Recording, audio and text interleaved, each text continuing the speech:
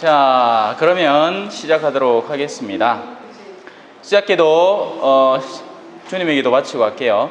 성부와 성자와 성령의 이름으로 아멘. 자, 예비자분이 오셔서 간단하게 성호경 긋는 법 알려드리고 건너가겠습니다. 성호경이라는 것은 모든 우리 가톨릭 전례 예식이나 기도나 시작할 때하고 마칠 때 붙이는 간단한 기도문인데 이렇게 합니다. 먼저 오른손 들고 이마, 성부와, 그러니까 거룩한 아버지, 이 십자가를 몸에다 새기는 거죠. 성부와, 그리고 성자는 저 밑쪽에, 배꼽 쪽에, 아래쪽으로, 성자와 성령의, 그러니까 거룩한 영이라는 의미죠. 거룩한 성령의 이름으로 아멘. 이렇게 하면 돼요. 자, 지금 마테오 몇 장이죠? 17장입니까? 벌써 그렇게 넘어갔나요?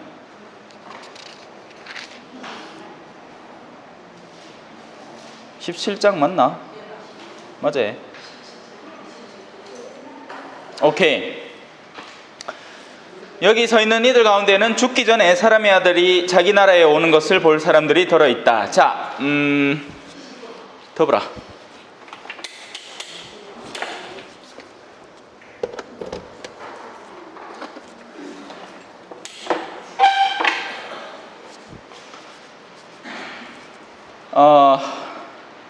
죽기 전에 사람의 아들이 자기 나라에 오는 것을 보다. 사람의 아들이 자기 나라에 오는 것, 사실 크게 심각하게 안 읽어보셨죠? 그죠? 우리는 그러니까 한마디로 얘기하면 예수님의 재림을 말하는 거잖아요. 그죠? 사람의 아들이 자기 나라에 온다 하면 뭔가 엄청난 일처럼 느끼는 것이 보통입니다. 그래서 예수님의 재림인 거죠, 소위.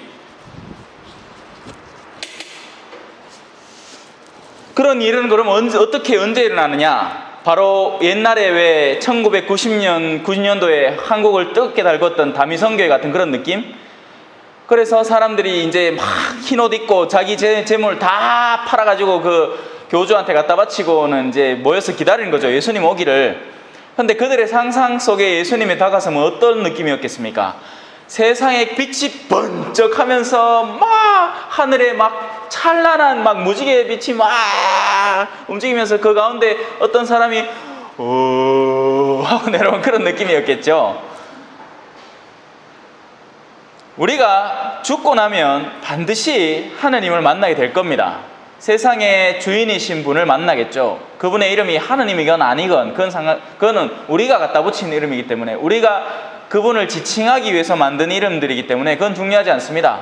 그분은 가실 수도 있고 하느님일 수도 있고 그건 중요한 게 아니죠. 하지만 그 사실은 분명한 겁니다. 우리는 죽고 나면 그분을 대면해야 됩니다. 그리고 그분은 원래 자신의 것이었던 것을 차지하러 오시는 것이죠. 그런데 원래 하느님의 것은 과연 무엇이겠습니까? 여러분들의 생각 속에는 원래 하느님의 것, 그러니까 하느님의 나라는 과연 어떤 느낌일까요? 복잡하게 생각할 게 없습니다. 여러분들의 영혼이 바로 하느님께서 머무시는 곳이고, 바로 그 영혼이 바로 하느님께서 오셔야 할 곳입니다.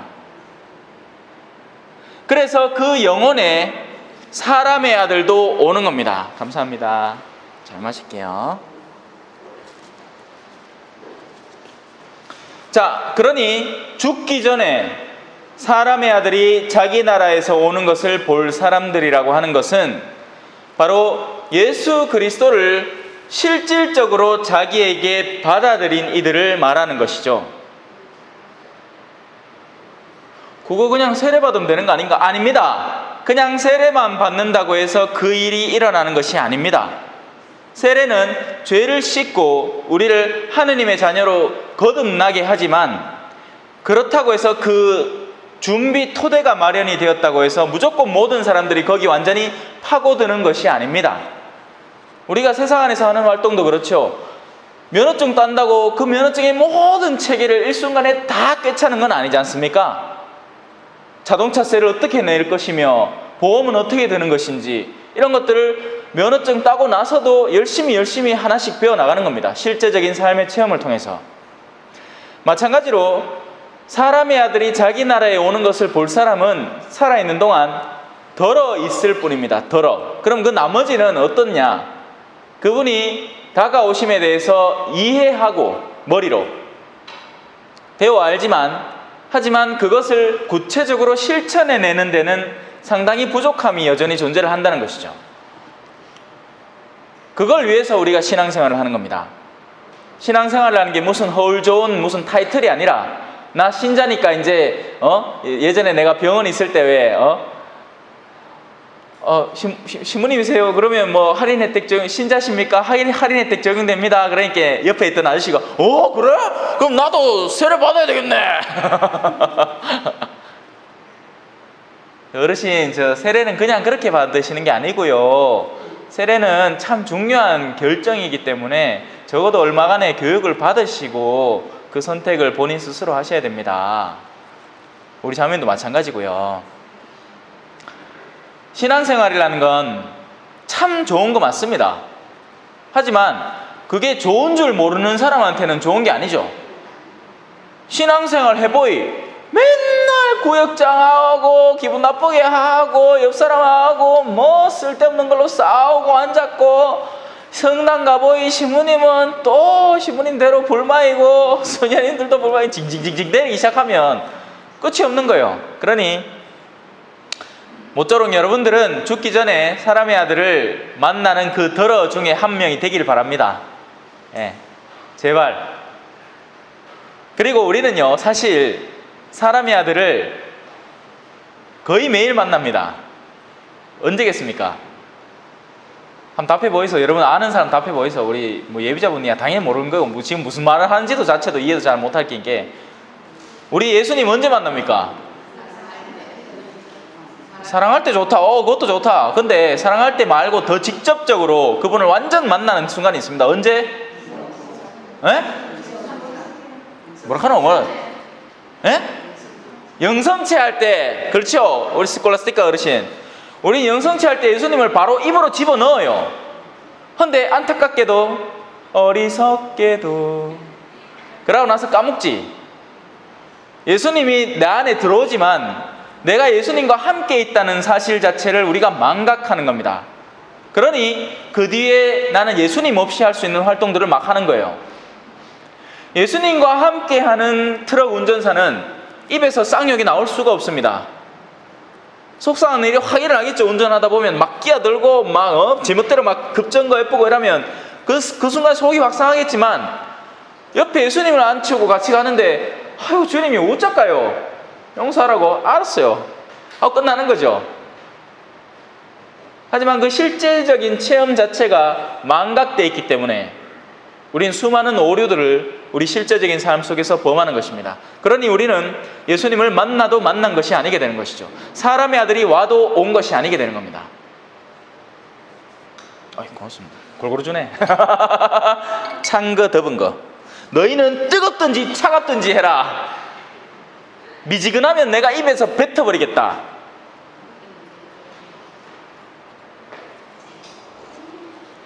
이거 미지근하다. 자, 이제 영광스러운 모습으로 변모를 하십니다. 이 부분이 사실은 다음 주 주일에 다가올 복음입니다. 아니 잠깐 맞나? 한번 보자. 맞을걸? 매일 미사 맞네. 주님의 거룩한 변모 축일. 다음 주 주일 복음 오늘 강론 미리 해보면 안 되는데.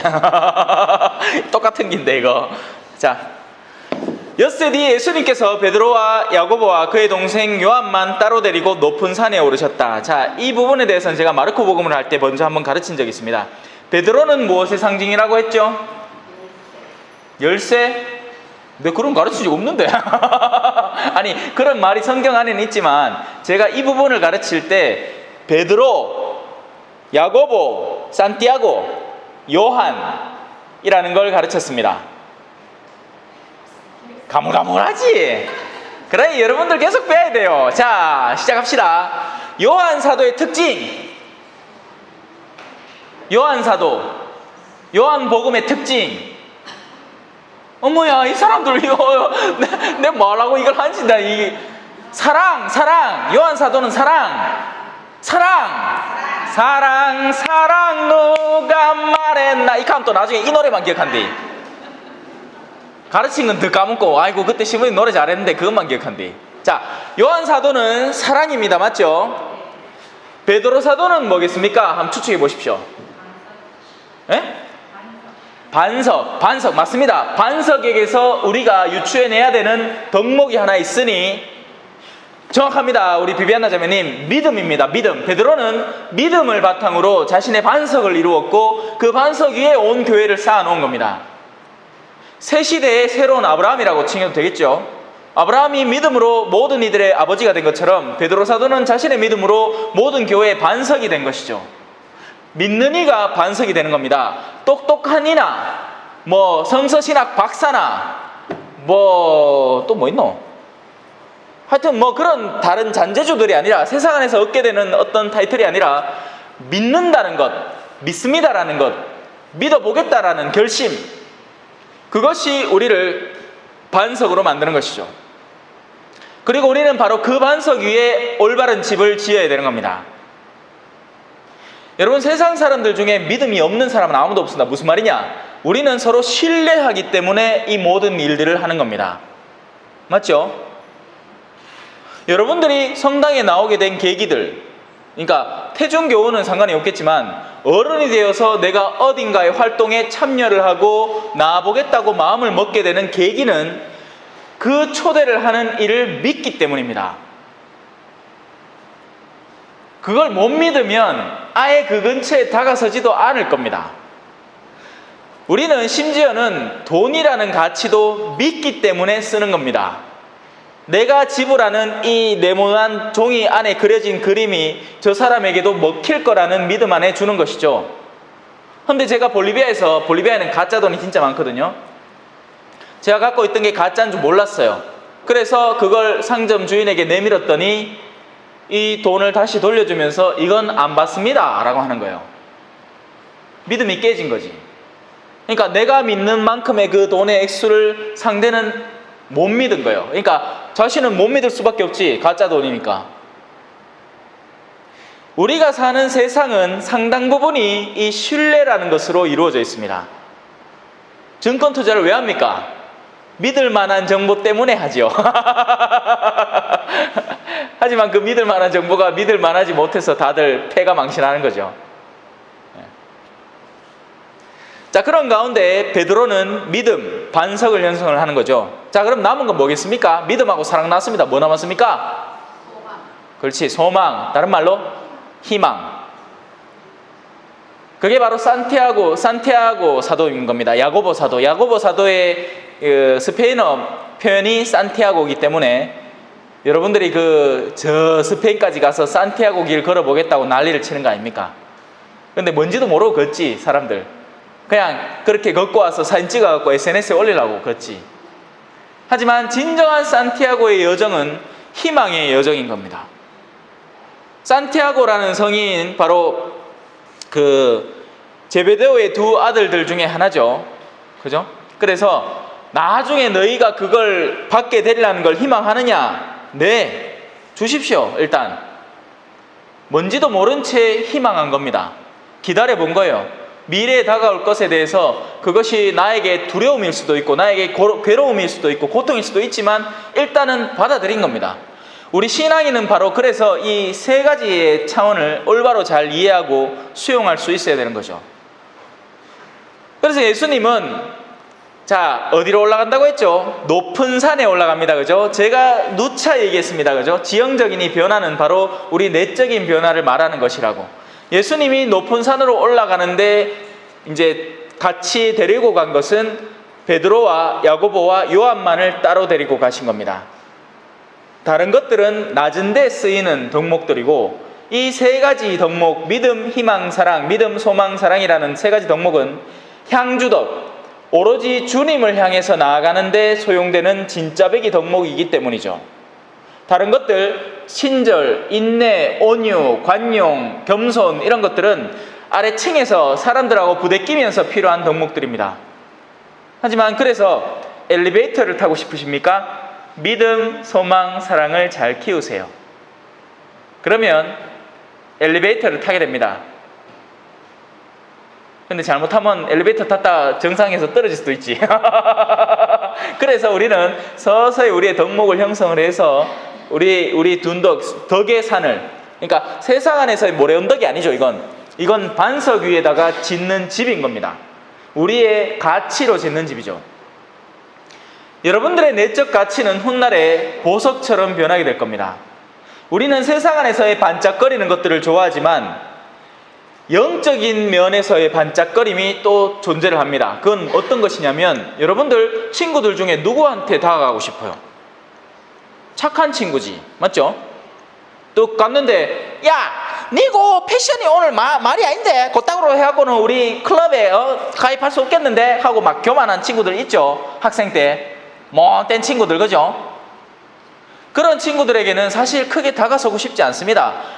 다만 그런 친구들이 누리는 것에 다가서고 싶은 거지, 그 친구의 인격성이라든지 그 친구의 고유한 그 성격에는 절대로 다가서고 싶지 않습니다. 오히려 차갑고 냉랭하고 짜증나죠. 우리가 다가서고 싶은 사람은 언제라도 왔을 때, 아, 반갑습니다, 어서 오세요, 뭐 필요한 거 없으세요, 이렇게 대해주는 사람을 만나고 싶은 겁니다. 왜냐하면 우리 영혼이 그런 그들의 내면 안에 존재하는 선함과 온유함과 친절함을 보석처럼 느끼기 때문이죠.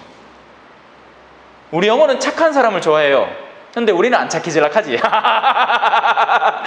우리는 착한 사람 좋아하면서 우리는 안 착해 질락해. 그게 문제라. 그러니 세상에 착한 사람이 드물어요. 착한 사람이 잘 없어요. 다 약삭 빠른 사람들 보이라. 계산이 얼마나 재바른지 보자. 자, 내 이번에는 요 일을 봉사하는 걸로 신용을 한 뒤에 다음에는 좀 쉬어야 되겠다. 아, 네, 네가 못 사겠다. 이거는 계산이지, 이거는 봉사가 아닙니다.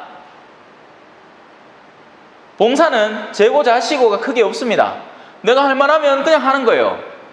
내가 진짜 진짜 못하는 거면 당연히 하면 안 되죠. 그건 분별이 필요한 일이고, 다짜고짜 뭐든지 다 하라는 얘기는 아니에요. 할 만하니까 하라는 겁니다. 그래, 신부님들이 가끔씩 신자분들에게, 아, 형님 반갑습니다, 이런 일 좀 도와주시죠 하면 사제는 믿음에서 그걸 권유를 하는데, 그 받아들이는 이들은 계산을 때리는 거예요. 이제 그러니 다 안 되지. 안 돼. 성당 일은 안 되는 것 뿐이에요. 근데 왜 되느냐? 그 가운데 믿는 사람이 있기 때문입니다. 이 성당이 어떻게 지어졌느냐? 믿었기 때문이에요. 이 성당이 무슨 어느 투자를 하고, 자, 앞으로 우리가 투자 이익금을 어떻게 뽑아낼 테니까 여러분들 거기에 상응하는 투자를 지금 하시면, 왜 요새 그런 거 하잖아. 클라우드 펀딩이라고 해갖고 미리 돈 받아갖고 그 돈 모아갖고 상품을 만들어서 그 사람들한테 싸게 팔고, 그런 거 많이 합니다. 성당도 그래 하면 잘 팔릴걸. 근데 성당이 무슨 이윤을 내야 될 거 아닙니까? 그러니 성당을 짓는 것은 오직 믿음으로만 이루어지는 것입니다. 근데 사람들은 그마저도 안 믿는 거죠. 자신에게 뭔가 혜택이 돌아올 때나 믿는 겁니다. 그러니까 적어도 자기 이름이 어디 벽에 떡 적어 붙여지든지, 아니면 무슨 뭘 만들어가, 이름표를 크게 만들어가 문패를 이렇게 만들어갖고 거기 막 동판에 이름 새겨갖고 누구 기증 이런 거 갖고 벽에 떡 붙여놔야 그거 맨날 쳐다보면서, 아, 뿌듯하다, 아, 이 성당 내가 짓다 하는 겁니다. 뭔가 건덕지가 있어야지 하겠다는 거예요. 자신의 순수한 봉헌에 대해서는 그 가치를 자기 자신이 모르는 거죠. 그러니 그들은 받을 상을 다 받게 되는 겁니다. 이미 충분히 보상받은 사람들이에요. 자, 그래서 예수님은 바로 그 믿음과 희망과 사랑이라는 세 가지 덕목을 들고 높은 산에 올라가십니다. 그러자 어떤 일이 벌어지느냐? 예수님이 높은 산, 지금 이 영적인 산을 의미하죠. 이 지상의 산, 지상의 높은 저 백세공원 이런 데 말고 진짜 높은 영적인 내면의 산을 올라갔어요. 그러니 거기에 따라 올라가는 이들의 시선도 점점 그에 따라 변화되는 겁니다. 여러분들도 마찬가지 일을 겪게 될 겁니다. 아직까지는 잘생긴 신부가 좋을지도 몰라요. 인물이 막 공유처럼 생기고 원빈처럼 생기고 그러면 일단 보긴 좋겠지. 근데 여러분들의 내면이 상승되면 상승될수록 그 사람이 전하는 강론의 가치가 더 의미심장해질 것이고, 또 강론도 여러 가지 종류가 분별이 되기 시작할 겁니다. 그냥 성경 말씀을 신학적으로 해석해내는 사람이 있는가 하면 진짜 그 안에 있는 가치를 올바로 드러내서 우리가 거기에 맞닿아서 살아나갈 수 있는 생명의 양식을 주는 사람도 분별할 수 있게 될 겁니다. 그런데 이들이 따라간 건 누굽니까? 예수 그리스도죠. 예수 그리스도는 하느님의 말씀이고 하느님 당신 자신이셨습니다. 그러니 그들의 영적인 시야가 열리면서 실제를 바라보게 되는 거죠. 우리는 지금 우리의 눈이 바라보는 것을 실제라고 착각합니다. 하지만 오히려 지금 우리가 속고 있는 거예요. 만약에 저 성당에 막 배지, 막 금빛 배지 딱 하고 양복 딱 입은 사람이 딱 들어와. 그러면 사람들이 좀 더 오 하겠지. 아가씨는 하늘하늘한 드레스 성당에 드레스 잘 안 입고 오지.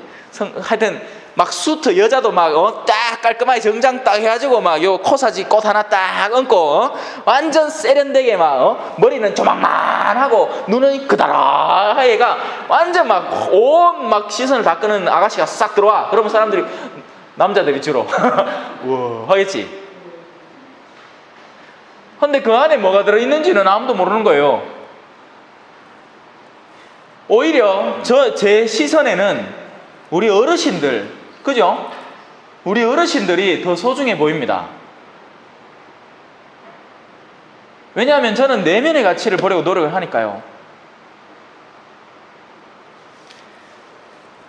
자, 그분의 얼굴이 해처럼 빛나고 그분의 옷은 빛처럼 하얘졌습니다. 그때 모세와 엘리야가 그들 앞에 나타납니다. 자, 모세, 엘리야, 그리고 예수님. 여기서도 데리고 올라간 세 명이 있죠.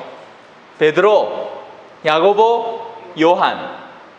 믿음, 소망, 사랑이잖아요. 모세 뭐 하는 사람입니까? 구약에서 가자. 어디 가는데요? 몰라. 가재. 누가? 하느님이 가재. 믿었으니까 그런 거죠. 그리고 희망한 겁니다. 아니 희망했기 때문에 그 일을 가능하게 할 수 있었던 거죠. 모세는 바로 희망의 상징인 겁니다. 우리가 갈 땅이 어딘지는 모르지만 나는 그것을 희망한다. 그러니 너희들도 가자. 저도 비슷한 입장입니다. 제가 어디 주고받습니까? 안 주고받죠? 저도 여러분하고 똑같아요. 뭐 좀 다를 것 같지요? 아니요, 똑같아요. 제가 무슨 하늘에서 아베 마리아 하고 무슨 빛을 봤다거나 천사를 봤다거나 갑자기 뜬금없이 장미향을 냄새를 맡았다거나 이런 거 아니에요. 저는 그런 특별한 믿음의 체험이 존재하지 않습니다. 여러분하고 똑같아요. 일상적인 체험들 뿐입니다. 하지만 그럼에도 불구하고 저는 희망하는 거죠. 그리고 그 희망은 어디에서 소스를 얻어내느냐? 믿기 때문에 얻어내는 겁니다. 바로 엘리야 예언자, 예언, 그죠? 바뀌었다. 모세는 그렇게 해서 믿었기 때문에, 굳게 믿었기 때문에 하나님을 신뢰하고 백성들을 끌어낼 수 있었고, 엘리야는 예언자잖아요. 예언을 하는 사람입니다. 미래에 대한 희망에 대해 서술해내는 사람이죠. 그래서 베드로, 야고보, 요한 사도의 상급 버전이 등장을 하는 겁니다. 구약 버전. 근데 구약이지만 영원 안에서 이루어진 버전. 그게 바로 모세와 엘리야와 나머지 하나는 뭐겠습니까? 그 중에 제일은 사랑이라. 예수님.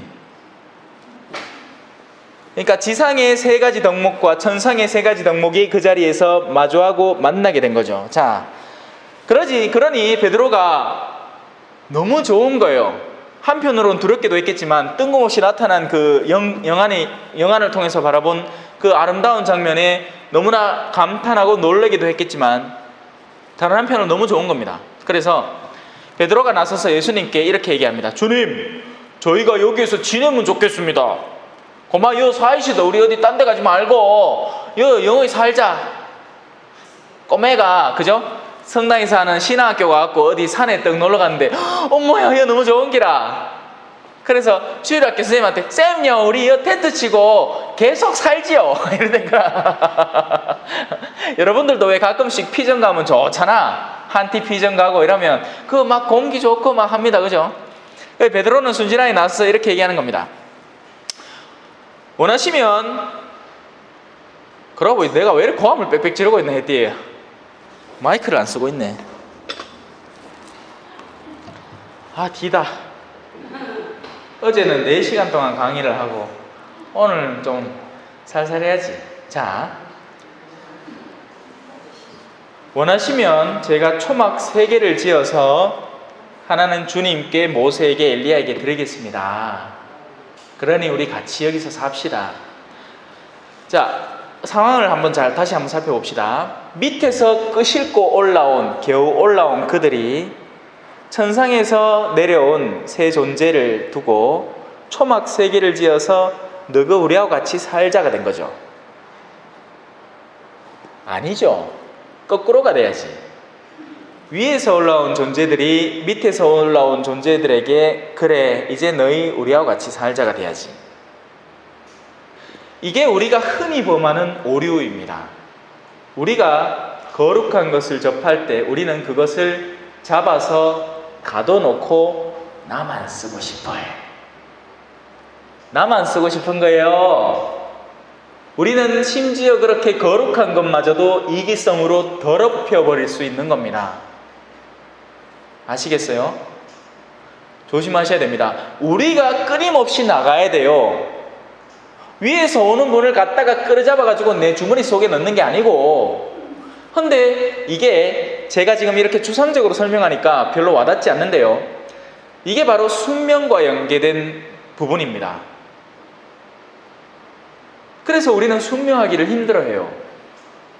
왜냐하면 내 생각이 더 똑똑해 보이거든. 지금 베드로 생각에는 이렇게 좋은데요. 우리가 힘을 모아갖고 초막 3개예요. 초라하지만 초막 3개를 억지로 지어갖고 당신은 어떻게든지 여자 끄다봐 놓으면 좋겠지 싶은 거예요. 근데 다행히 복음에는 초막이라고 묘사가 돼서 다행인데, 예를 들어서 성당을 짓어. 본 성당을 4층짜리를 어마어마하게 큰 성전을 지었어요. 자, 하나님요, 이제 우리가 성전을 지나시 당신이 알아서 여기 살아. 아니죠. 성전도 어디까지나 수단입니다. 수단. 무슨 수단? 하느님에게 나아가는 수단이죠. 그런데 적지 않은 이들은 거기에 매달려 버리는 겁니다. 그게 성전이면 성전, 외적 건물이면 외적 건물, 어떤 일종의 모종의 조직체면 조직체, 그게 레지오건, 꾸르실리스타건, 엠미건, 파스카 청년 성서 모임이건 수많은 요소들이 우리를 머무르게 하는 거예요. 더 나가지를 못하게 하는 겁니다. 왜? 우리가 거기를 막고 있기 때문에. 아니죠. 자, 우리 본당에 벌써 레지오가 있으니까 한번 설명해 봅시다. 레지오가 앞으로 나아가려면 어떤 방법을 써야 될까요? 정말 자신들의 공동체를 하느님께 봉헌을 하고 하느님께서 우리 공동체, 레지오라는 우리 프레시디움을 통해서 무엇을 원할지를 반성을 하고 실천해 나갈 때 그것이 이루어지는 겁니다. 그러지 않고 레지오의 규율 자체에 사로잡혀 버릴 때 우리는 형식적이고 격식적인 어떤 조직체가 되어버리는 거죠. 절대 변하지 않는, 새로운 피가 전혀 흐르지 않는, 그래서 자기들끼리 굳어서 말라버리는 존재가 되는 겁니다. 이걸 굉장히 조심해야 됩니다. 우리 성당 조직도 마찬가지예요.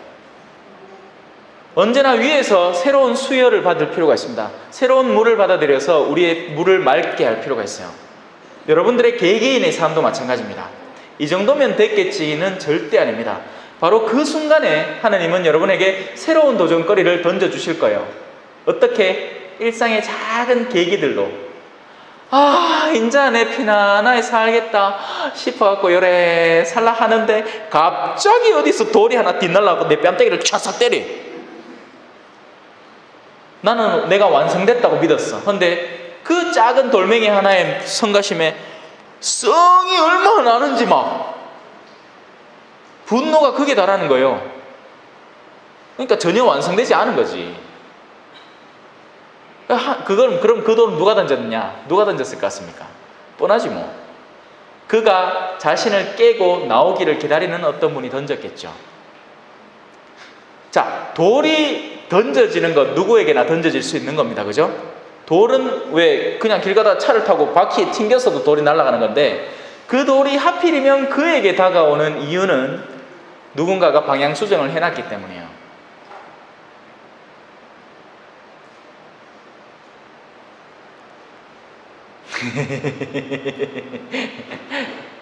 한번 잘 생각해 보이소. 지금 제가 무슨 얘기를 하는지, 여러분들의 삶 속에 어떤 일들이 벌어지고 있는지, 왜 그 일이 그 시기에 그때 벌어졌는지, 그러면 나중에 다 깨닫게 됩니다. 아, 이것이 바로 그 계기였구나. 이것이 바로 그 하느님의 초대였구나 하는 걸 깨닫게 되는 거죠. 자, 하나는 주님께, 하나는 모세께, 하나는 엘리야께 드리겠습니다. 베드로가 말을 채 끝내기도 전에 이제 하늘에서 응답이 옵니다. 어떻게? 빛나는 구름이 그들을 덮습니다. 아까 모세가 사람들 앞에 나설 때 장막을 쳤다고 했죠. 누구를 위해서? 사람들을 위해서. 모세 자체가 아니라 사람들을 위해서. 마찬가지로 하나님은 그래서 그 순간 구름으로 그들의 광명을 덮어버리십니다. 누굴 위해서겠습니까?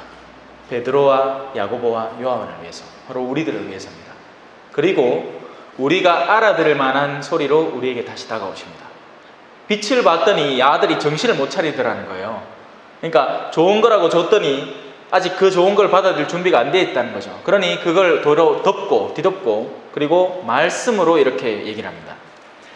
이는 내가 사랑하는 아들, 내 마음에 드는 아들이니 너희는 그의 말을 들어라. 너희 생각을 그에게 강요를 해서 그가 너희의 그 하찮은 생각에 따라 움직이게끔, 그렇게 움직일 사람도 아니지만 그렇게 만들지 말고, 너희가 그의 말에 귀를 기울이고 그가 너희를 통해서 어떤 것을 원하는지를 유심히 살피고 들어보아라 라는 이야기입니다. 이해되셨죠? 굉장히 중요한 이야기입니다. 왜냐하면 수시로 그와 반대되는 움직임들이 끊임없이 일어나기 때문입니다. 다행히 우리 본당은 덜합니다.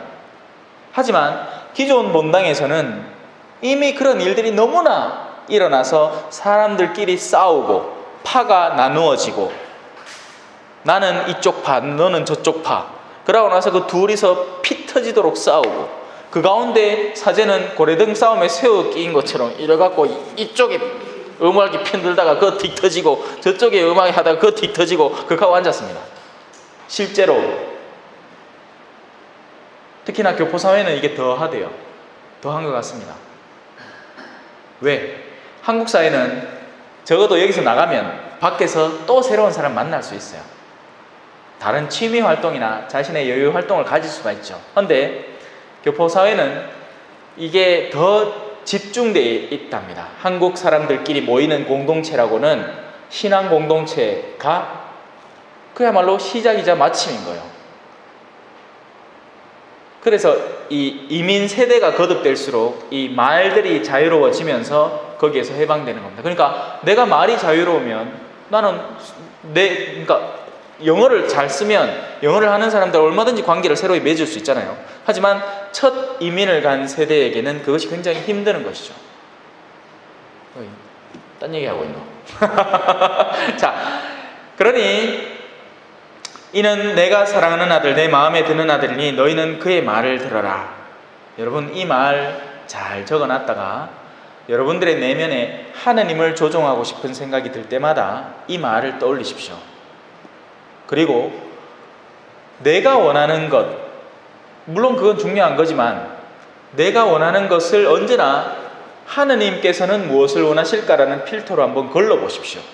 그러면 우리 웅진 코웨이 정수기처럼 그 물이 걸러져서 비로소 마실 만한 물이 되는 겁니다. 그냥 물이라고 해서 다 똑같은 물이 아니에요. 먹을 수 있는 물이 있고 먹어서는 안 되는 물. 겉으로 보기에는 깨끗해 보이지만 그 안에 온갖 것이 들어있어서 먹었을 때 내 몸을 더럽히는 물이 있습니다. 우리의 욕구는 마냥 우리를 좋게 해주지 않습니다. 그 욕구는 정화되어야 됩니다.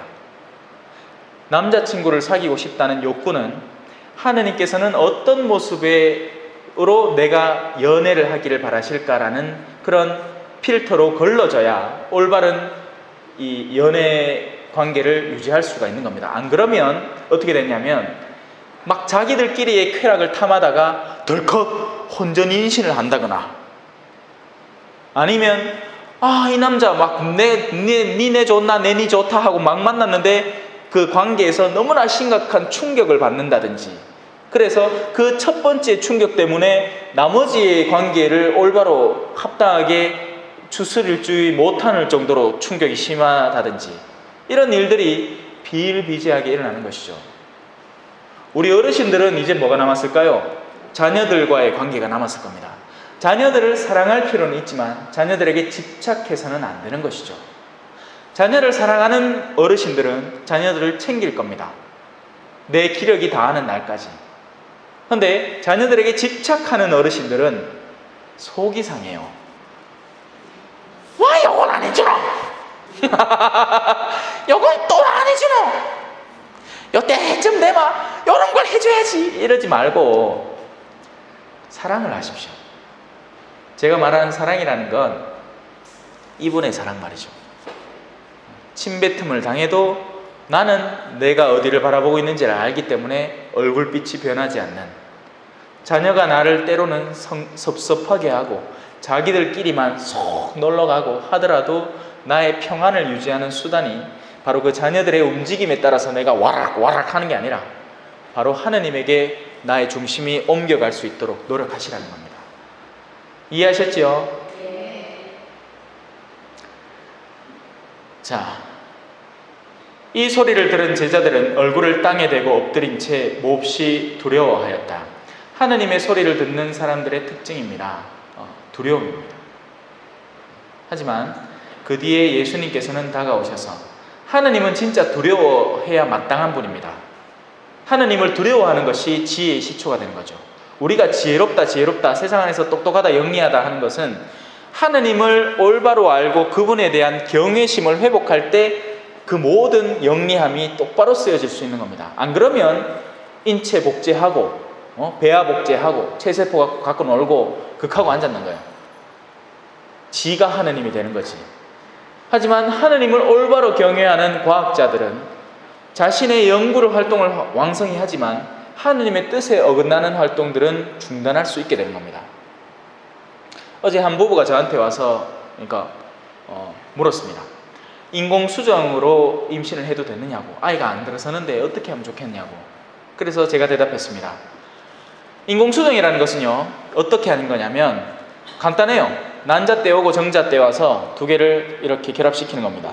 간단해 보이죠? 하지만 이게 하나만 쏙 해서 하나만 쏙 집어넣고 하는 게 아닙니다. 난자를 한 5-6개 떼와서 그걸 다 배양을 시킨 다음에 그 가운데 좀 튼튼해 보이는 것들을 다시 자궁 속에 집어넣는 것입니다. 자, 여기서 문제가 뭐죠?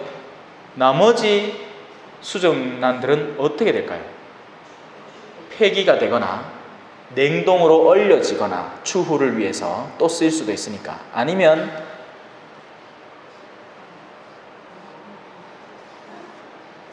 모르지 뭐. 태반 크림이 다 태반만 쓰란 법은 없잖아. 그리고 수많은 낙태아들의 시신이 어떻게 처리될 것 같습니까? 그냥 버려질까요? 어디에 버려지는데? 갖다 끌어묻나? 여러분, 남미에서 그 증언을 한 아이가 있습니다. 아이가 아니라 어른이죠. 지도 낙태를 여러 번 경험을 했고, 그리고 나선 가로 늦게 깨달아가지고 이제 막 온 기회 있는 때마다 이제 강연을 하고 다니는데 자신이 낙태 시술 병원에서 일해본 경험을 이야기합니다. 아이들의 냉동실을 열어보면 아이들 시신이 다 이렇게 얼어있대요. 이렇게 무슨 부위 같이. 근데 그걸 수거해 간답니다. 그럼 누가 수거해 가느냐? 그걸 통해서 화장품을 재생산해내는. 아름다움은 좋은 거 맞죠? 근데 때로 우리는 아름다움에 집착할 수 있습니다. 소비자가 없으면 공급자도 없어지게 됩니다. 과연 우리의 아름다움에 대한 추구는 정상적인 것일까요? 하나님은 단정하길 바라시지 뭘 갖다 막 끼얹기를 바라는 게 아닙니다. 사람은 저마다 아름답습니다. 자기 나이대 수준으로 딱 맞게 아름답죠. 아이들은 아이들대로 아름답고 어르신들은 어르신들대로 자신의 주름과 이 연륜을 바탕으로 아름다운 겁니다.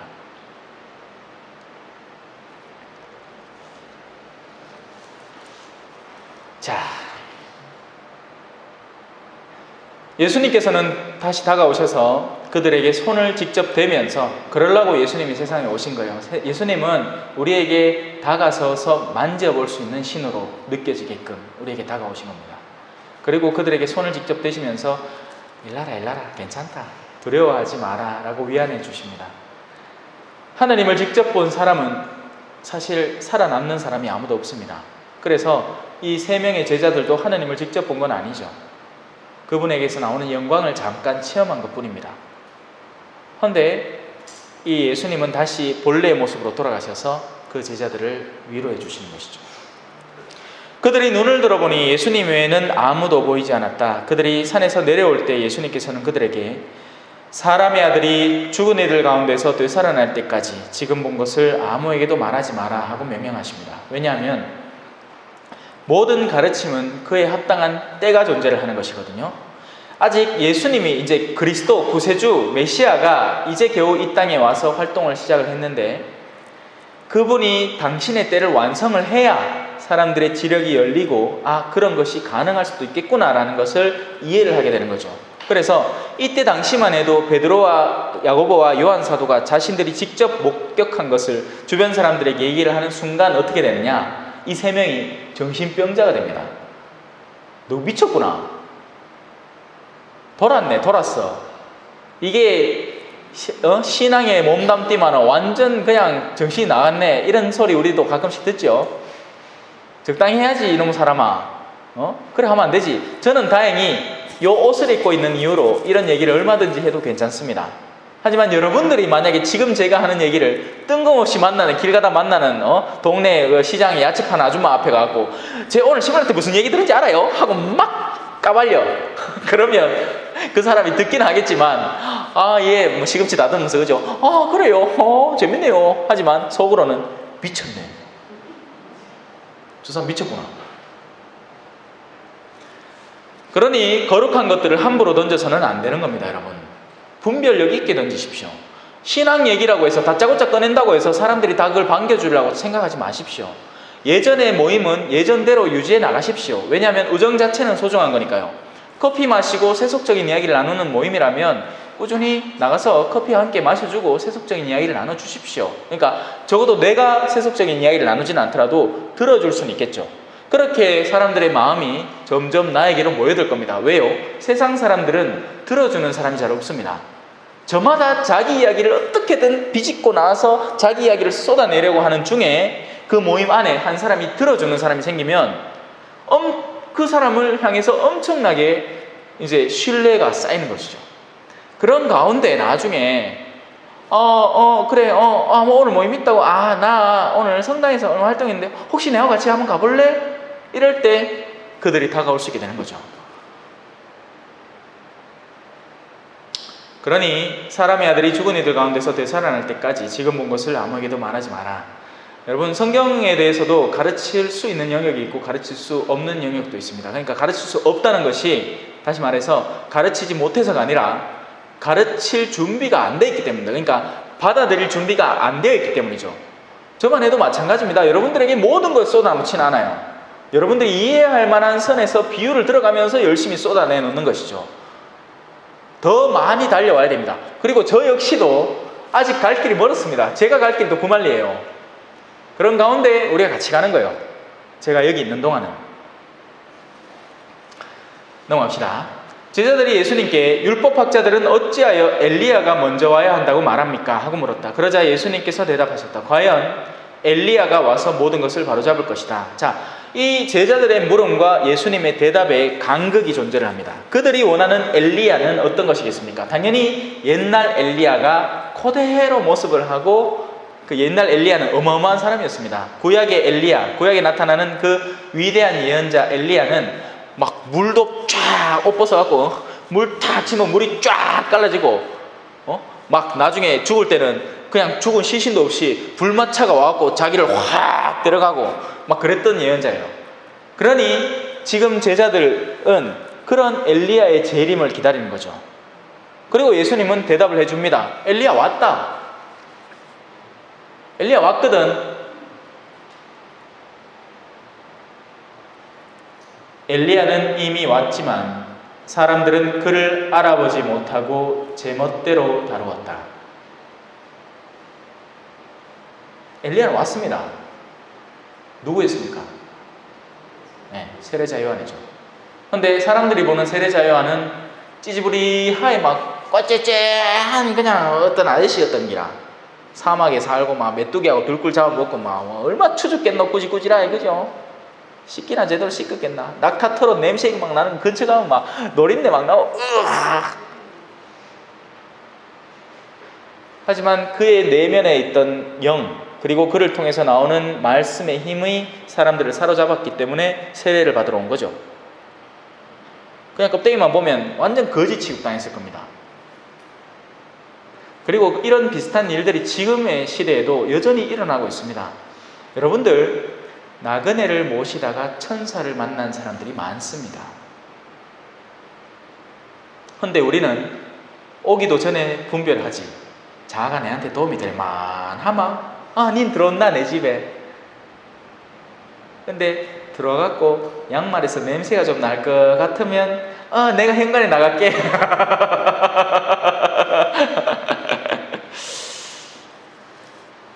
그처럼 사람의 아들도 그들에게 고난을 받을 것이다. 그제야 제자들은 그것이 세례자 요한을 두고 하신 말씀인 줄을 깨달았다. 자, 어떤 아이에게서 마귀를 내쫓으시다. 자, 이 마귀라는 존재는요 여전히 활동을 하고 있고 지금의 오늘날에도 여전히 자신의 세력을 펼치고 있습니다. 여러분 신문기사에 목소리가 들려왔습니다. 옛날에 그러니까 우리는 그걸 다 우스꽝스러운 소재로 만들어버립니다. 어떻게 옛날에 왜 9시 뉴스에 앵커 막 뉴스 하는데 내 귀에 노청기가 들었습니다 하는 그 남자 있었죠. 그 사람 정신질환자고. 근데 그 외에 범죄의 죄질이 정말 악한 경우가 있어요. 이건 사람이 통상적으로는 저지를 수 없는 죄의 수준이 존재를 합니다. 무슨 말이냐? 엄마가 애들을 살해하는 자기 손으로 또 전혀 상상하지 못할 어떤 행위를 해내는 오늘날에도 악마는 사람들 안을 파고들 수 있고 여전히 활동을 하고 있습니다.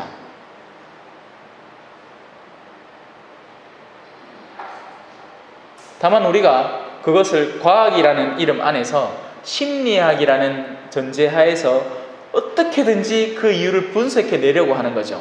그리고 나서 마지막에 도달하는 결론은 뭡니까? 사이코패스잖아. 뭐 설명할 거 없으면 마지막에 사이코패스래.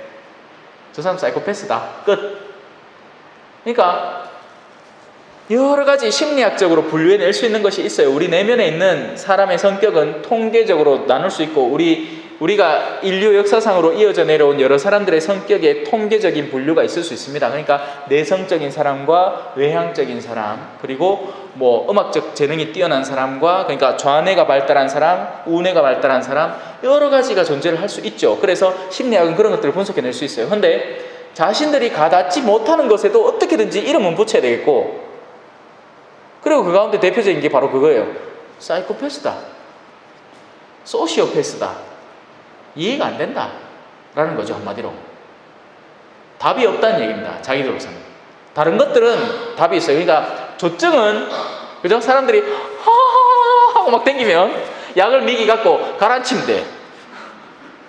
반대로 우울증은 약을 미기 갖고 하고 정상적인 활동을 하게 하면 돼.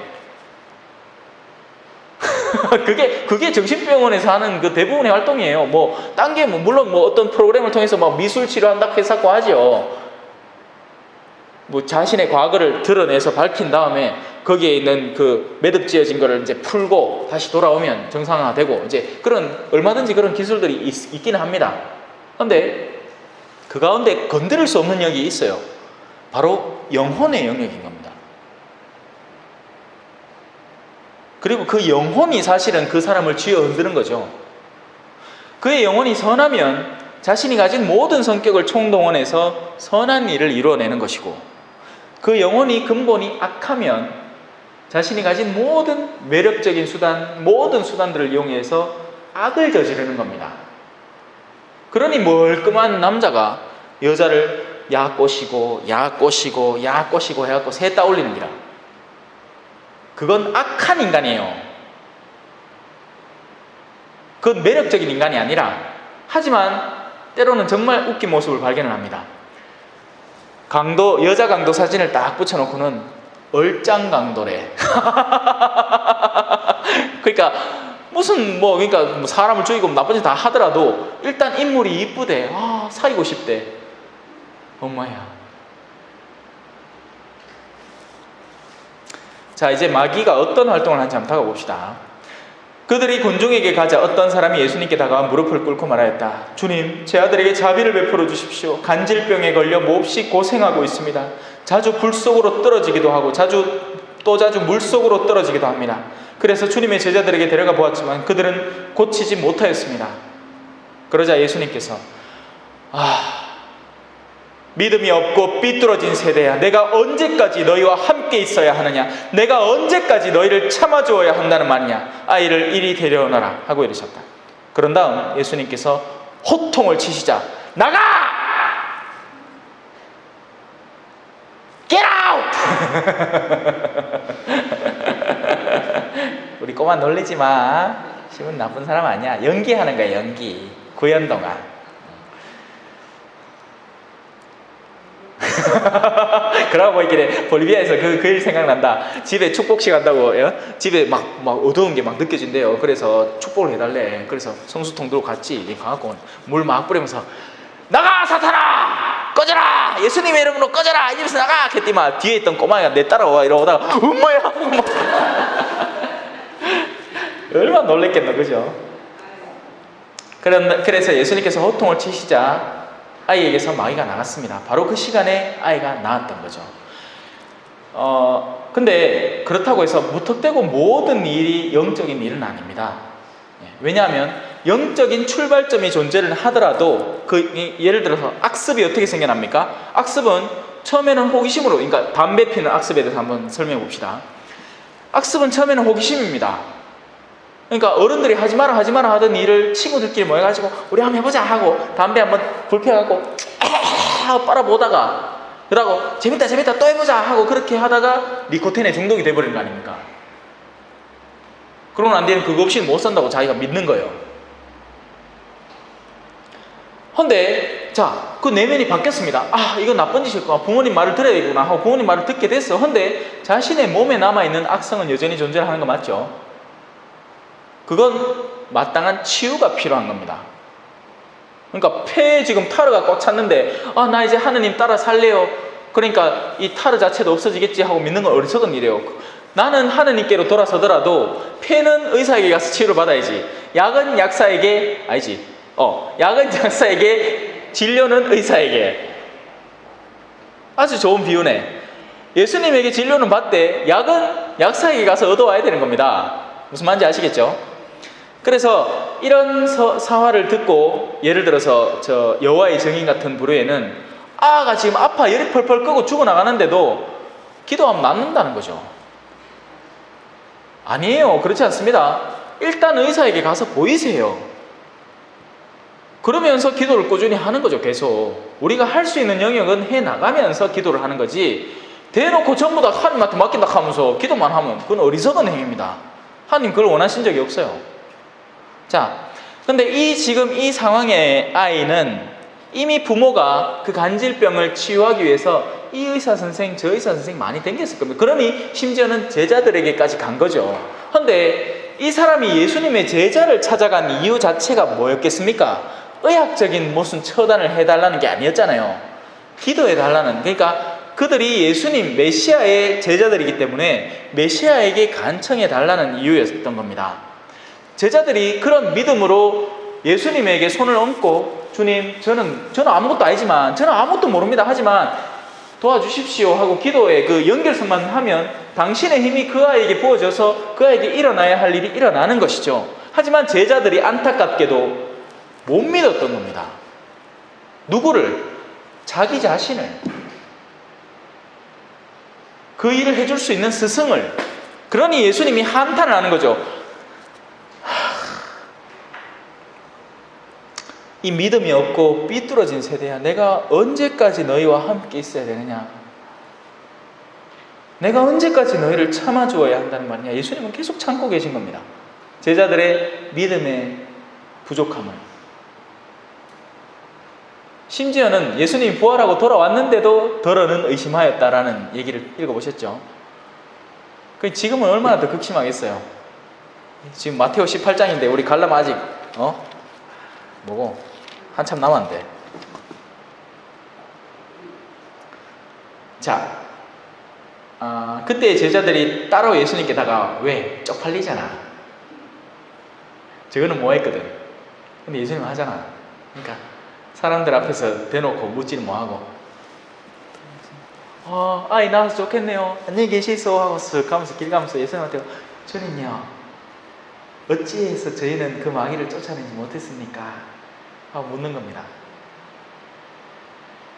묻는 이유는 뭐죠? 모르니까 묻죠. 알면 묻지 않겠죠. 뭘 모른다는 거예요? 자기들 안에 믿음이 없다는 걸 아직도 모른다는 거예요. 예수님께서 대답하셨다. 너희의 믿음이 약한 탓이다. 내가 진실로 너희에게 말한다. 너희가 겨자씨 한 알만한 믿음이라도 있으면 이 산더러 여기서 저기로 옮겨가라 하더라도 그대로 옮겨갈 것이다.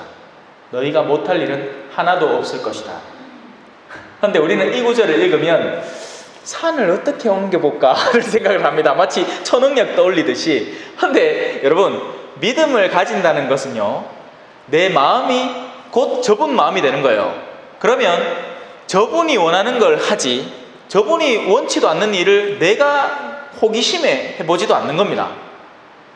무슨 말이냐? 하느님이 원하면 산이 옮겨집니다. 맞죠? 지금 우리가 생겨난 모든 산들이 어떻게 생겨난 겁니까? 하느님의 거룩한 흐름 안에서 생겨난 거 아닙니까? 어떤 산은 갑자기 뿡 화산 폭발해가지고 생겨나고, 없던 평지에 뿡 땅에서 마그마가 분출해가지고 갑자기 산이 생겨나기도 하고, 또 어떤 산은 갑자기 뭐가 막 휘몰아쳐가지고 깎여버리기도 하고, 또 멀쩡히 서있던 돌산이 지진 한번 누르르 나니까 오르르 다 무너지기도 하는 것이고. 하나님이 원하시면 일어납니다. 하나님이 원하시면 그 어떤 것이라도 일어나요. 문제는 과연 우리의 내면이 하느님의 내면에 붙어 있느냐는 것이죠. 그렇지 않은 경우가 대부분이라는 이야기고요. 심지어는 예수님의 제자들마저도, 예수님에게 스파르타 교육을 받은 그들마저도 이 꼬맹이 하나, 마귀 들린 꼬맹이 하나에게서 마귀 하나 못 쫓아내고 있는 그딴 믿음을 지니고 있는데 우리라고 뭐가. 하지만 여러분, 예수님은 이렇게 얘기했습니다. 내 뒤에 다가오는 세대에는 나보다 더 훌륭한 일도 얼마든지 해낼 것이라고 말이죠. 마귀 쫓아내는 것 정도는 일도 아니란 얘기예요. 적어도 저는요, 그 믿음을 갖고 있습니다. 누군가 영적 어둠이 존재할 때 저는 그 영적 어둠을 쫓아내 줄 수 있습니다. 내가 하는 게 아니라, 내가 잘나서 뭐가 아니라 그만한 믿음을 지니고 있다는 얘기죠. 그만한 믿음이 없었을 때는 어떤 일이 벌어졌는지 설명해 드릴게요. 볼리비아에서 초창기에 초짜 선교 신부일 때 사람들이 뜬금없이 와서 집에 뭐가 있대, 쫓아내 달래. 그러면 일단 가긴 가는데요, 나부터 겁이 나. 나한테 들러붙을까봐. 그게 바로 믿음이 없는 상태였던 겁니다. 근데 몇 번 해보니 되거든. 돼요. 그러니까 정신질환은 안 되지만 나머지 케이스는 그 다음엔 조용해져. 제가 얼마나 많은 일을 겪었는지 여러분은 모를 겁니다. 실제로 그런 케이스들이 많아요. 우리는 그걸 전부 다 정신병원에 집어넣어버리기 때문에 일단은 정상인과의 차단 수단이 있잖아. 마치 지하철역에 그죠? 각 봉도마다 차단문이 쫙 내려오는 것처럼 우리는 그런 일이 생기면 일단 쫙 닫아버리고 격리시켜버리기 때문에 없는 것처럼 느낄 뿐입니다. 그래서 마귀는 이제 지가 안 거지, 지가 지 모습을 확 드러내면 어떤 꼴을 당하는지 평생 그냥 정신병원에 사는 거예요. 그러니 똑똑해진 거야. 지금은 자신의 모습을 드러내지 않은 채 미미하게 활동하는 겁니다. 근데 그러다가 가끔씩 저급 수준의 마귀들이 자기를 너무 과하게 드러내서 엄마가 막 자식을 죽이고 막 어떤 여자가 막 길거리에서 막 나체로 춤을 추고 흑하게 난리가 나는 거지. 이해되셨죠? 순환과 부활을 두 번째로 예고를 하십니다. 자, 이제 두 번째 예고. 그러니까 순환과 부활에 대한 예고는 뭐 3번인가 그렇게 있는데 이제 제자들이 더 깊은 수준으로 끌어당기시는 거죠. 거룩함도 체험해주게 하시지만 당신이 실제로 세상에서 당할 어둠에 대해서도 잘 알려주십니다. 그들이 갈릴레아에 모여있을 때 예수님께서 제자들에게 이르셨다. 사람의 아들은 사람들의 손에 넘겨져 그들 손에 죽을 것이다. 그러나 사흘날에 되살아날 것이다. 그러자 그들은 그 얘기를 듣고 슬퍼합니다. 그 말 자체가 제자들에게 믿음이 없다는 얘기죠. 예수님이 그 일을 마땅히 해야 할 일 맞죠? 마땅히 이루어져야 될 일입니다. 그게 구세주의 사명이고 구세주가 그 일을 헤쳐나간다는 것은 우리에게 희망을 주는 일이고 우리에게 기쁨을 주는 일입니다. 근데 사실 예수님의 가치를 제대로 아는 사람이 별로 없습니다. 예수님의 가치는요, 인간이란 존재는 원래는 하느님을 사랑하게끔 되어 있지만 죄에 빠져들게 되어 있습니다. 유혹이 존재를 하기 때문에.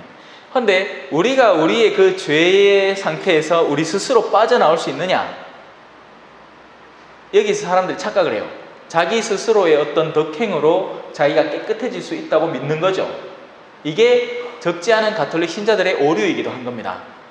우리가 어떤 선행이나 덕을 통해서 내가 막 나를 깨끗하게 하는 게 아니에요. 우리의 씻어짐은 은총을 통해서 이루어집니다. 개신교는 그냥 오직 은총만을 강조하기 때문에 그래서 그 나머지 것들을 마치 부정하는 듯이 한 인상을 강하게 풍기기 때문에 스스로가 이제 역기로 세는 것이고 우리는 이제 지나치게 거기에 대한 반발로 덕을 쌓는 여러 가지 수단들과 방법들, 그러니까 이 산을 올라가는 여러 가지 기술들을 고안해내긴, 그러니까 그걸 익숙해지긴 했지만 설명이 잘 안 된다. 우리는 이 기술을 발달을 시켰습니다. 영적인 여러 가지 풍요로움과 성사적인 제도와 전례, 신학, 대전 이런 것들을 엄청 발달시켜 놔서 유산을 쌓아놨죠. 하지만 그럼에도 불구하고 구원은 하느님에게서 오는 것이고 무상으로 주어지는 것이고 선물인 거예요. 내가 뭔가를 잘나서 그 구원을 받을 자격을 얻게 되는 게 아니라는 얘기입니다. 하느님이 우리를 일단 씻어준 겁니다. 모든 자격을 부여하신 거죠. 우리에게 남은 건 그 자격에 합당하게 살아가는 것이 중요하게 되는 거죠. 바로 이 부분이 개신교에서는 약한 겁니다. 그러니까 구원은 받긴 받았는데 그 구원을 유지해 나가고 살아가는 방식에 있어서는 많이 엇나가는 겁니다. 그러니까 이렇게 묻잖아. 개신교자들 구원 받았습니까? 하면 뭐라고 대답합니까? 구원 받았습니다. 근데 실제 삶은 구원받은 그들의 실제 삶은 여전히 돈 욕심내고 자기들끼리 싸우고 막 이간질 시키고 막 천주교 신자들 욕하고, 믿음을 통해서 구원은 얻는데 그 구원을 손에 쥐고 있지를 못하는 거예요. 반대로 가톨릭 신자들은 세례를 통해서 믿음을 얻고 그것을 잘 간직할 수 있는 수많은 수단을 가지고 있지만 믿음 자체가 약한 거지. 설명을 하면서도 이게 잘 안 받아들여지고 있다는 느낌이 강하게 오니 넘어가겠습니다. 네. 자, 성전세를 바치다. 그들이 가파르나움으로 갔을 때 성전세를 거두는 이들이 베드로에게 다가와 여러분의 스승님은 성전세를 내지 않으십니까? 하고 물었다. 베드로가 일단 대답을 했습니다. 내십니다. 안 낸다 했다간 큰일 날라고 낸다고 일단 대답을 합니다. 하고는 집에 들어갔더니 예수님이 먼저 묻습니다. 그러니까 예수님은 여러분, 나타나엘이라는 제자를 부를 때 예수님이 어떻게 불렀는지 기억나십니까? 잘 모르죠? 하여튼 누가 필립보를 먼저 예수님이 직접 만났고 그 필립보 사도가 가서 나타나엘을 불러서 나타나엘이 옵니다. 그런데 예수님이 이렇게 얘기를 하는 거예요. 가가 필립보가 네 부르기 전에 네 느티나무 밑에 있는 거 내가 봤디? 무슨 말이냐면 예수님은 이 우리의 시각 정보로만 모든 것을 받아들이고 있지 않다는 이야기입니다. 그래서 당신 제자들이 어디 옆 밖에 나가서 활동을 할 때도 예수님은 지금 이 자리에는 있지만 이처 소재라는 거 혹시 들어보셨습니까? 이처 소재, 다른 장소에 존재한다. 비오신 분님에게 가끔 이런 일이 났습니다. 이 사람이 지금 그가 있을 사람이 아닌데 거기 있는 사람이 비오신 분님을 봤대. 근데 진짜 그러니까 비오신 분님은 또 세상의 사람이라서 그 장소에도 육체적으로 현존을 했을 뿐이지만 예수님은 그런 거 없이도 다 보고 계신 거예요. 마치 불교에 무슨 관음상 해갖고 막 눈 막 1000개 달린 맞나? 그건 손이 1000개고 하여튼 뭐 그런 거 있어요. 관음상인데 눈이 막 1000개야. 그래서 세상 모든 곳을 보고 있어. 마찬가지로 예수님도 알고 계신 겁니다. 그리고 지금 이 순간에도 마찬가지예요. 우리가 어떤 생각을 하고 어떤 길을 걷는지 예수님은 보고 계시지만 기다려 주시는 거죠. 자, 그래서 봤다는 거예요. 베드로를. 시몬아, 너는 어떻게 생각하느냐? 세상 임금들이 누구에게서 관세나 세금을 거둡냐? 자기 자녀들에게서냐? 아니면 남들에게서냐? 자, 여러분들이 한번 생각해 보시고 한번 대답해 보십시오. 세상 자녀들이 세금을 거두는 대상이 자기 자식입니까? 아니면 딴 사람들, 자기 고용주나 아니면 자기한테 세속적으로 속한 사람들입니까? 후자죠. 맞죠? 자기 자식한테 세금 받는 엄마가 어디 있습니까? 물론 있을 수도 있겠다. 요새 세상에는 그죠? 별일이 다 일어나서 다 키우고 나서 야, 내가 니를 왜 키웠는지 아나? 야, 이제부터 내한테 꼬박꼬박 얼마씩 내. 그러지 마시세요. 자식이 주면 고마운 기고 안 주면 뭐 해야겠노? 안 주면 그냥 좀 잠시 슬퍼하고 마는 거지. 욕심내지 마이소. 네. 베드로가 남들에게서입니다 하고 대답하자 예수님께서 이러셨다. 그렇다면 자녀들은 면제받는 것이다. 그러나 우리가 그들의 비위를 건드릴 것은 없으니 호수에 가서 낚시를 던져 먼저 올라오는 고기를 잡아 입을 열어보아라. 스타테르 한 잎을 발견할 것이다. 그것을 가져다가 나와 내 몫으로 그들에게 주어라. 끝. 그래서 예수님은 하느님의 자녀로서 성전의 주인이신 분이시죠. 그런데 누구한테 성전세를 감히 받아 먹겠다는 겁니다. 그럼에도 불구하고 예수님은 성전세를 주십니다. 누굴 위해서 주십니까? 당신 자신의 안위를 위해서? 아니요. 그들의 성가심을 가로막기 위한 수단으로 제자들을 위해서 주십니다. 이해되셨죠? 오늘 같은 비슷한 주제가 계속 반복되고 있습니다. 위에서부터 오는 것은 밝은 빛이지만 그것을 받아들일 수 있는 우리의 눈이 떠지지 않기 때문에 하나님은 상당히 많은 일을 해주시는 거예요. 그런데 그 일들이 사실은 실제로 필요가 없는 일들입니다. 우리가 그 빛을 직접적으로 받아들일 때는. 제가 여러분들에게 이렇게 교리를 가르치지만 여러분들이 이미 산다면 교리는 필요 없습니다. 무슨 말인지 아시겠죠? 그러니 교리를 왜 배우느냐? 왜 배우겠습니까? 여러분들의 학식을 늘리려고? 지식 쪼가리를 하나 더 얹으려고? 아니요, 살라고. 배운 대로 가서 살자고. 근데 뭘 가르치는 겁니까? 제가 이 성경 강좌를 통해서 몇 가지 없습니다. 2개밖에 없어요. 2개. 하나, 하느님을 내 몸처럼 사랑하기. 둘, 내 이웃을 내 몸처럼 사랑하기. 근데 그게 안 되니까 배워야지. 그게 안 되니 나의 지력을 좀 더 써서 어떻게 하면 내가 요 사람이 꼬롬하고 못돼 보이고 내가 기분이 나빠갖고 내가 볼 때마다 기분이 나쁜데 일단 사랑해야겠다는 결심을 하면 끝나버린 일이지만 그 결심이 그에게까지 닿기까지는 아직까지 내 이성이 뭔가 좀 깨져야 될 필요가 있는 거죠. 그래서 도움이 필요한 겁니다. 구체적인 사랑을 실천할 수 있는 여러 가지 수단들을 한번 배워보는 거죠. 쉽지 않다. 가르치는 것도 쉽지 않고 배우는 것도 쉽지 않을 겁니다. 그죠? 자, 좀만 더 하고 하늘나라에서 가장 큰 사람. 그때 제자들이 예수님께 다가와 하늘나라에선 누가 가장 큰 사람입니까? 하고 물었다. 그러자 예수님께서 우리 어린이 하나를 불러서 그들 가운데 세우시고 이르셨습니다. 내가 진실로 너에게 말한다. 너희가 회개하여 어린이처럼 되지 않으면 결코, 예수님이 이 결코라는 말마디를 잘 안 쓰거든요. 그런데 이번엔 썼습니다. 그 말인즉슨 진짜란 얘기예요. 그러니까 예수님이 진실로는 자주 쓰잖아요. 그런데 결코라는 말을 쓸 때는 그렇게 안 하면 너희가 큰일 난다는 얘기를 하는 거예요. 너희가 회개하여 어린이처럼 되지 않으면 결코 하늘나라에 들어가지 못한다. 그래서 여러분들은 복잡함을 좀 내려놓으십시오. 하느님의 말씀을 접할 때는 여러분들 속에서 막 파도치는 그 복잡함을 좀 내려놓으십시오. 그리고 순진하게 좀 받아들이세요. 아유, 디다.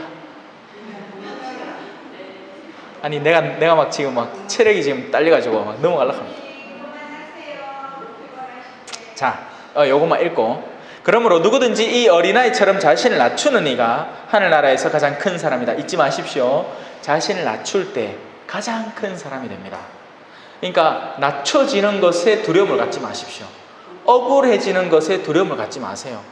누가 나를 험담하고 뭐 한다고 해서 그걸 기분 나빠하지 말고 오히려 이 기회가 진짜 내가 어린이가 될 수 있도록 도와주는 기회구나 라고 역으로 기뻐하십시오.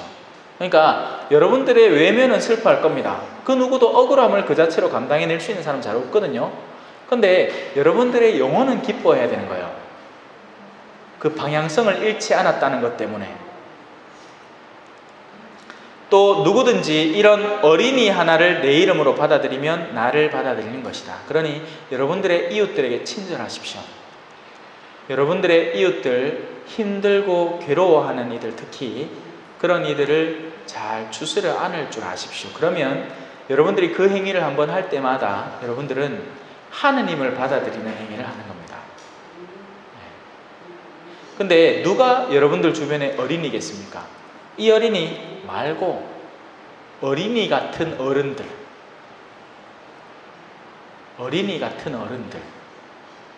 철부지들, 아직도 어른인데 욕심내고, 아직도 어른인데 자기 알아주기를 바라고, 자기 보고 이쁘다 해주길 바라는 그런 어른들 만나면 이쁘다 해주십시오. 곱다.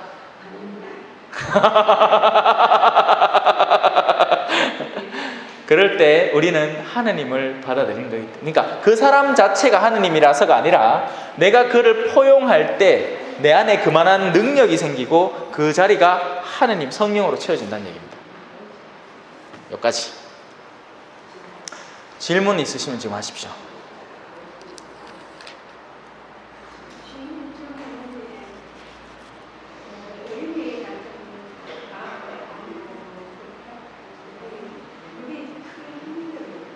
그죠? 어린이 같은 마음을 지니기가 힘듭니다. 왜냐하면 벌써 복잡한 세상을 다 살아왔기 때문에 예할 것을 예하고 아니할 것을 아니하기가 굉장히 힘이 드는 겁니다. 사전에 벌써 짜여져 있는 스케마가 존재를 하기 때문에. 그래서 그것들을 나날이 거두어내는 작업이 뭐냐 하면 우리 일상의 십자가들입니다.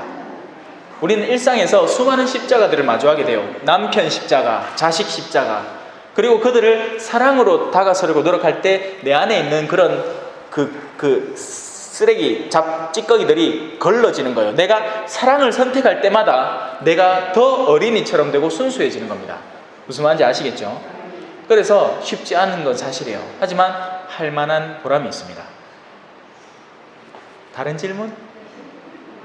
궁금하면 질문 안 해서 물어볼 거 많을 건데. 예.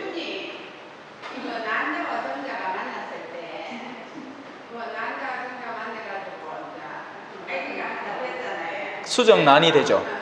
그 순간부터 우리는 사람으로 칩니다. 낙태입니다. 수정란을 살해하는 행위는 낙태입니다. 그렇기 때문에 그 모든 생명들을 보존하기 위해서 우리는 인공수정에 대해서 반대 입장. 난자만 버리면 낙태가 아니잖아요. 난자만 버린다는 게 뭐죠? 그러면 정자하고 난자가 합쳐졌는데 그걸 정자를 다시 빼내고 난자만 버린다고요? 아니죠. 수정란이 된 상태에서 그걸 다시 분리시키는 순간 낙태가 되는 거죠. 왜냐하면 분리시킨 다음에 그걸 다시 쓸 수 있는 건 아니니까. 정자와 난자가 만나는 순간 인간에게 있어서 필요한 모든 DNA가 그 안에 속하는 것이고 그 생명이 이제 시작이 되는 겁니다. 그래, 아까 신부님이 말씀하셨잖아요. 내가 잘못 들었는지 몰라서 만나게 난자와 정자가 만나기 전에 버리면은 거기 낙태가 되는 겁니까? 자, 인공수정을 어떻게 하느냐면 수정란을 몇 개를 만드는 거예요. 이미 정자와 난자를 몇 개를 만난 것들을 그러고 나서 어느 정도 배양을 하는지 아니면 그 상태를 보든지 해서 그 가운데 선별을 하는 거죠. 그러니까 나머지 것들은 이미 수정란 인간들입니다. 그것들을 폐기시키니 인공수정이 곧 낙태의 행위에 동참하게 되는 거죠. 그래서 이걸 차라리 모르면 그냥 그러려니 하고 살아왔을 수도 있을 겁니다. 그리고 몰랐을 때 우리가 저지르는 것에 대해서는 하느님도 그걸 알고 계시기 때문에 크게 질책하지 않으실 겁니다. 하지만 지금부터 만약에 제 이 교리를 듣고 그 의미에 대해서 올바로 알게 된 사람이 그래도 자식이 너무나 내가 낳은 내 핏줄이 너무나 갖고 싶은 나머지 그 인공수정을 선택할 때는 이미 이제는 하느님의 손길에서 많이 벗어나게 되는 거죠. 차라리 모르면 매를 덜 맞을 건데 알고 나서 그것을 실천하게 되면 매를 많이 맞게 되는 겁니다. 다른 질문 있습니까?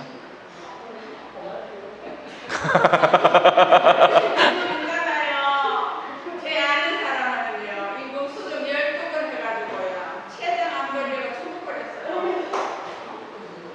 자, 내가 인공수정 하는 사람을 보면 한 두세 번 해보고 실패되면 하지 말아야 됩니다. 두세 번 해보기 전에 하지 말아 해야 된다.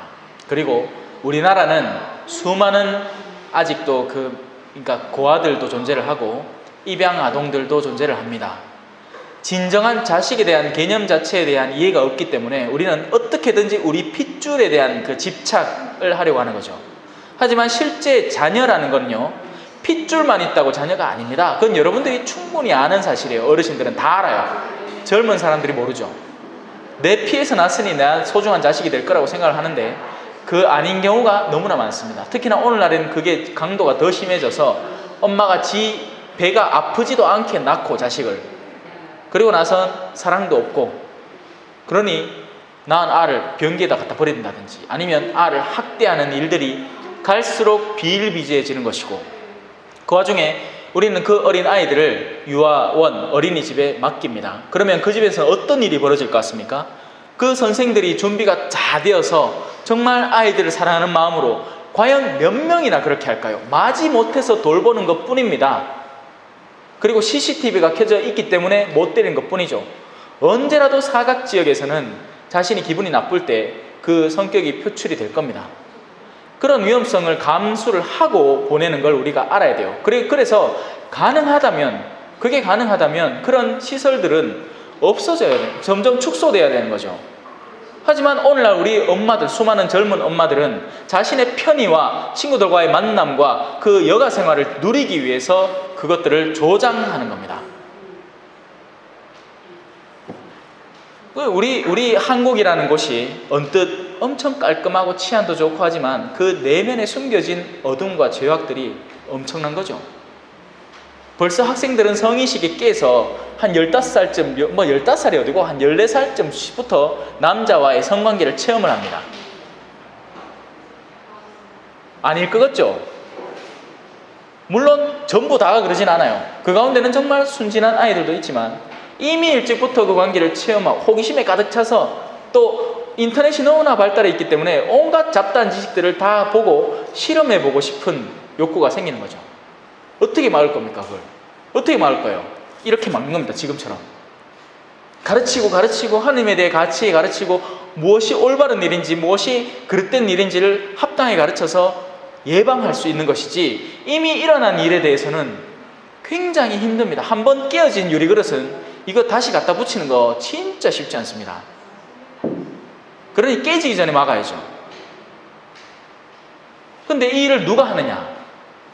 누가 해야 됩니까? 신앙인들이 해야죠. 하지만 신앙인들이 하느냐? 성당 활동한다고 바빠 죽겠는데 뭔 선교를 하고 교리를 가르치고 뭐 남들을 내도 못 사는데 남을 왜 이렇게 산다니. 내 친구 만나면 늘 하는 얘기가 성당에서 기분 나빴던 이야기만 잔뜩 하는데 그 사람들 오히려 성당 오지 못하게 가로막기나 하지. 뭔 놈의 교리를 가르치고 뭐 하느님의 사는 모습을 드러내고 안 되는 거예요. 내만 안타깝나? 알걸? 나중에 여러분들이 다 안타까워하게 될 겁니다. 이제 때리진 않았으니까 맞진 않지. 자, 그만하자. 사랑하기만 해도 시간 없는데. 자, 성부와 성자와 성령의 이름으로 아멘. 영광이 성부와 성자와 성령께 성과 같이 이제와 항상 성부와 성자와 성령의 이름으로 아멘. 수고하셨습니다.